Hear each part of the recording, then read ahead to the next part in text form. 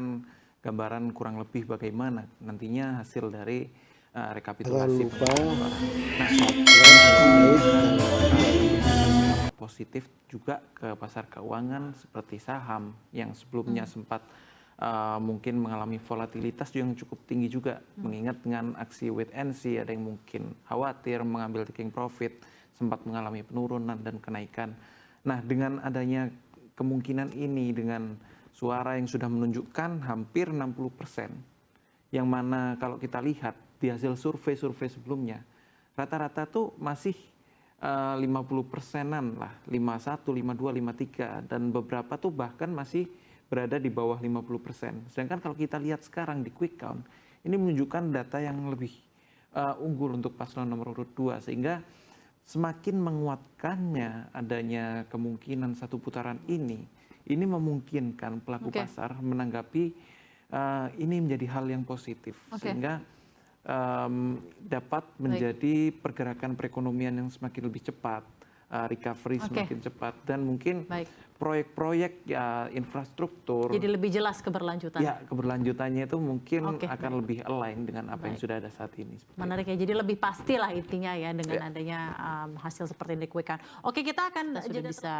tahu presiden yang akan terpilih siapa, ya walaupun tentunya masih menunggu real count, tapi sektor-sektor ekonomi mana yang akan berdampak baik dengan terpilihnya Prabowo Gibran menjadi presiden dan wakil presiden Indonesia di tahun ini? Mungkin kalau kita lihat secara ekonomi makro, salah satu sektor yang akan terdampak positif apabila memang rencana visi misi itu pun terjalan dan ter-highlight di laporan keuangannya.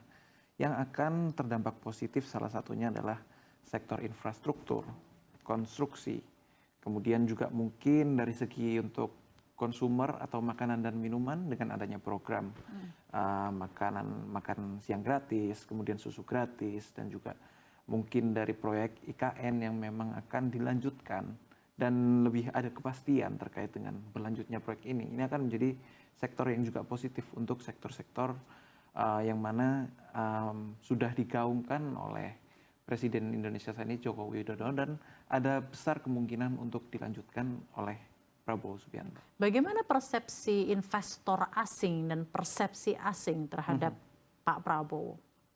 Kita ketahui dulu di 2019 dan 2014 Pak Jokowi itu bisa menang karena dianggap bukan berasal dari kalangan elit dan juga sepertinya sebagai harapan untuk demokrasi Indonesia gitu ya. Tapi sekarang di 2024 ketika Gibran menjadi cawapres ya, wapres lah ini kalau misalnya benar nanti kau menang gitu ya. Tentunya kan kemenangan Pak Prabowo ini memberikan sedikit sentimen tentunya terhadap asing ya. Ya, apakah sentimennya baik atau tidak, dan bagaimana dampaknya juga terhadap ekonomi dan investor asing? Ya, kalau kita lihat lagi memang secara politik global dengan adanya pencalonan Jokowi dan juga Prabowo Subianto yang didukung oleh Jokowi dan melanjutkan program-program Jokowi, artinya politik global kita itu sebenarnya memang sudah cukup siding ya, cuman agak cukup berat untuk dinyatakan di sini. Salah satunya dengan kita lihat misal proyek nikel. Proyek nikel kita banyak bekerja sama dengan China. Tentunya dengan berlanjutnya pemindahan kekuasaan ini pada pihak 02, ini akan semakin mengencarkan proyek-proyek nikel di Indonesia ini. Mungkin dengan salah satunya kerjasama dengan China ini akan semakin kuat. Kemudian mungkin kita lihat seperti ekspor produk-produk batu bara, kemudian ekspor nikel kita mungkin akan lebih kencang lagi dan sudah diolah melalui hilirisasi ke China. Sedangkan secara global ini juga cukup memberatkan untuk beberapa negara yang sedang bersaing dengan China seperti Eropa. Yang kita tahu Eropa sering melakukan gugatan ke Indonesia dengan produk-produk, meskipun gugatan-gugatan itu seperti digugat terkait dengan produk sawit kita yang dianggap tidak ramah lingkungan, produk nikel kita yang dianggap tidak ramah lingkungan. Sehingga mungkin dengan berlanjutnya berlanjutnya dan terpilihnya Prabowo Subianto menjadi presiden yang kita lihat dari hasil quick count sudah mulai menunjukkan, ini akan mengindikasikan kuat bahwa keberpihakan secara global akan lebih mengarah ke pihak tertentu dibandingkan dengan Uni Eropa yang kita tahu mereka kerap menyerang dengan bagaimana kebijakan-kebijakan terkait komoditas Indonesia. Oke, kita akan lihat jangka pendek saja, Mas. Kira-kira gerak IHSG besok gimana nih? Tentu kalau kita lihat IHSG dan pasar keuangan itu akan banyak faktor. Tapi kan maksudnya notabene-nya IHSG ini sangat banyak net foreign buy dan net foreign sell gitu kan. Dan besok nih sangat menentukan seperti apa kira-kira sentimen dari landslide victory-nya Pak Prabowo dan Mas Gibran ini terhadap persepsi asing, ya nggak? Ya. Atau seperti apa? IHSG menurut Anda seperti apa? Apakah misalnya tadi seperti Anda bilang, sektor-sektor yang somehow berafiliasi dengan Pak Prabowo dan Mas Gibran ini akan moncer gitu? Ataukah secara general seperti apa? Kira-kira bagaimana? Apa yang bisa Anda katakan deh untuk gerak IHSG besok? Ya tentu kalau kita lihat IHSG dan kita lihat secara jangka pendek ya, ini kembali lagi disclaimer karena pergerakan IHSG itu akan sangat bergantung dengan mekanisme pasar supply demand. Jadi kalau kita lihat ketika euforia dengan adanya hasil quick count, selama tidak ada terjadinya mungkin kerusuhan atau berbagai masalah-masalah terkait politik ini, selama ini masih berjalan mulus, tentunya ini sudah menjadi tanda positif atau lampu hijau untuk investor mulai melakukan akumulasi pembelian. Sehingga dengan begini kita akan melihat bahwa IHSG akan positif dan tentunya sektor-sektor tersebut akan terdampak positif juga. Terima kasih banyak, ini menarik sekali ulasannya. Kita akan jeda lagi nih untuk dialog kita. Kita akan mendengar langsung pernyataan dari Wakil Ketua Umum TKN Ahmad Muzani dan terkait hasil dari quick count yang sudah dihimpun sampai jam 18.28. Silahkan kita saksikan bersama pemirsa. Apa yang akan disampaikan dalam pidato setelah quick count, tunggu di sana. Terima kasih. Pak, dengan hasil quick count ini, Pak, apa langkah yang akan dilakukan Pak Prabowo terhadap lawan-lawan politiknya? Apakah akan dirangkul menjadi satu koalisi atau seperti apa? Nanti ditanyakan kepada Pak Prabowo. Distorsi gerakan perubahan. Tapi saya kira capaian menurut quick count itu masih bisa berubah ya, karena kan survei masih terus. Ini kan baru pemetaan awal, tapi penghitungan resmi kan kita masih tunggu. Nah kalau bisa nambah 3-5%, saya kira bisa berubah, bisa 2 putaran. Kalau memang itu terjadi.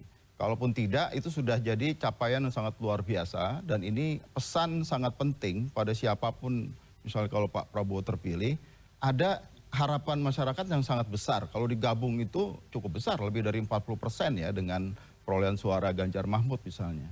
Nah yang lain saya kira memang penting sekali kita mulai memikirkan bagaimana jaminan ke depan ini. Kebebasan setelah bersuara itu.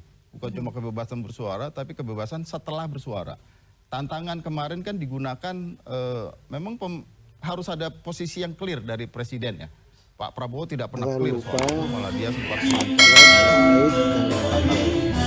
Nah yang lain memang strategi ekonomi. Kalau dia fokus pada 10% orang terkaya, kemudian dibagikan ke 20% terbawah, itu sangat politik elektoral, dan itu yang terjadi ya.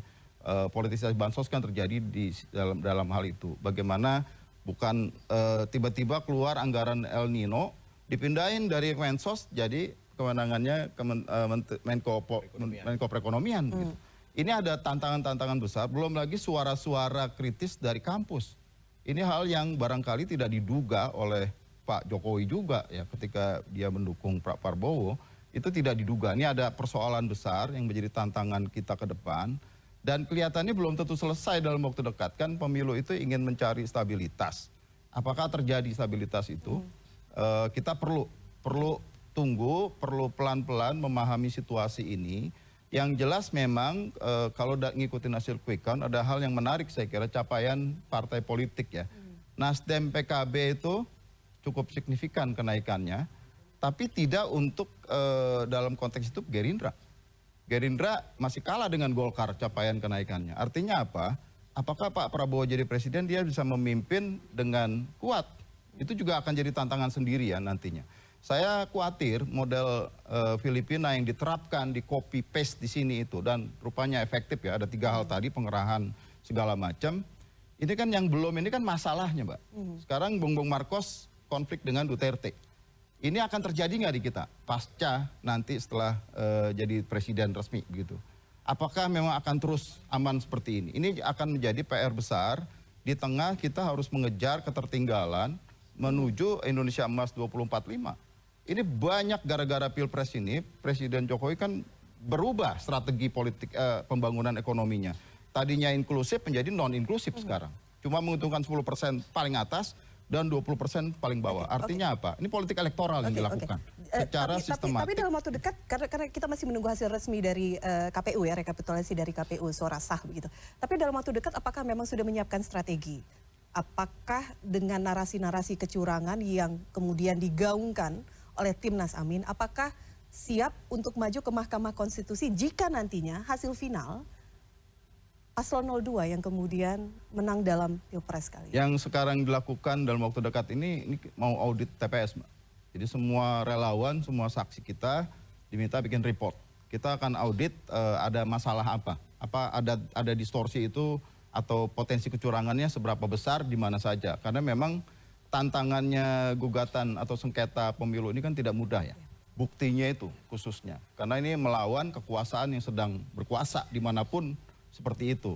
Tapi saya kira penting sekali partai-partai yang sekarang ini dapat kotel dari Anies efek ya. Bukan cuma Jokowi efek. Yang paling terasa itu Anies efek sekarang ini. Bukan Jokowi efek kelihatannya. Tapi ini bagaimana terus bisa menjaga marwahnya ini. Saya sih berharap mereka bisa terus mengawal proses ini karena udah bukan bagi persoalan elektoral ya siapa menang siapa kalah, tapi kita sedang mengawal demokrasi kita ini akan terus menguat, makin matang atau kita kembali ke zaman dulu lagi. Oke, baik. Singkat saja sebagai penutup karena waktu kita sudah habis, saya ke Mas Umam. Karena ini tinggal hitungan, kalau dibilang hitungan hari tidak juga karena proses masih panjang di KPU. Tapi kan kita berharap bahwa hasil hari ini kemudian betul adalah proses dari berdemokrasi yang baik dan benar gitu ya.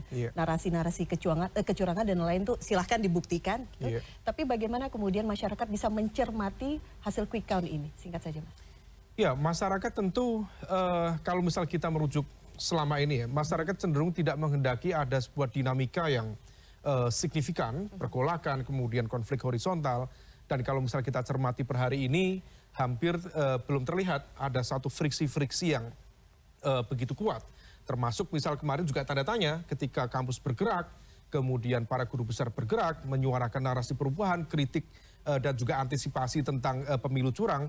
Tapi itu masih berhenti dalam konteks gerakan ekstraparlementer. Pertanyaannya, bagaimana dengan intraparlementer?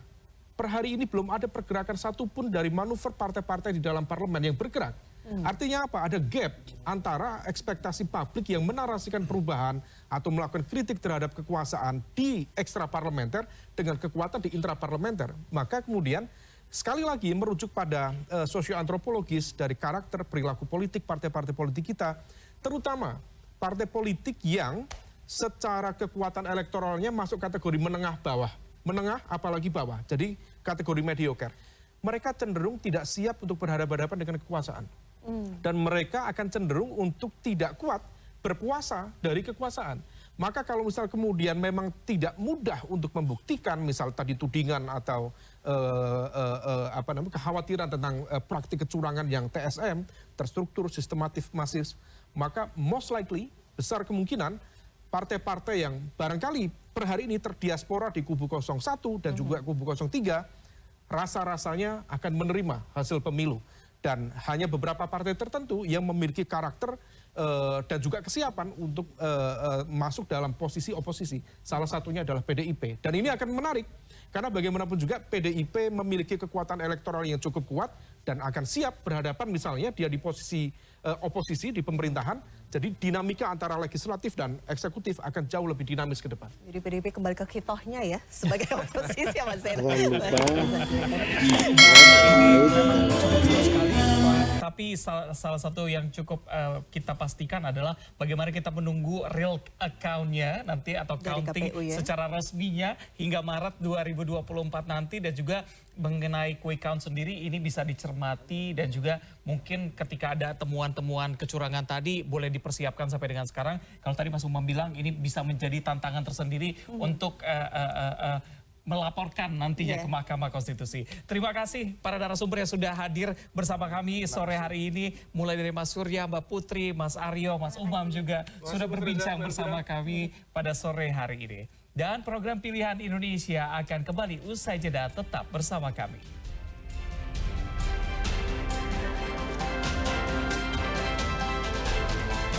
Jangan lupa subscribe, like, dan